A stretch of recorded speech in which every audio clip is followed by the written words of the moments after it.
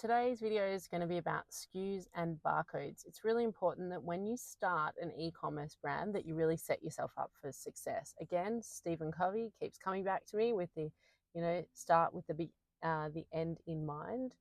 That quote, it's been coming at me for about 20 years now.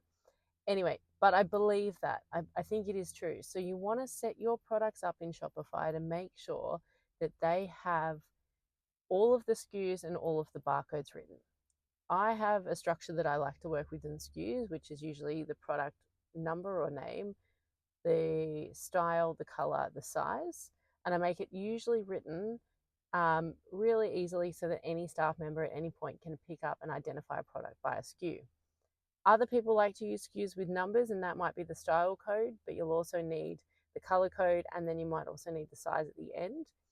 And then in terms of shipping platforms, they generally read them by the SKUs as well. So if you set your products up properly, and it's the first thing I check when I get into your Shopify store, is are there SKUs on the products?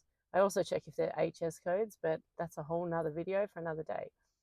And then I look at those SKUs and whether or not we need to do some work on those SKUs to make them readable by any staff member at any time. Understand that your products are really easy for you to understand and for you to see, but for somebody else, a different person picking and packing them, we want to be able to pick them up straight away and see it and know exactly what that product is. So SKUs are a big thing. Barcodes I'm going to talk about in another video, but also equally as important. And there are a variety of different ways to create barcodes and put them in your store, but that'll be next week. So here's my Tuesday Shopify tips, or starting an e-commerce brand tips if you like. Have a good one.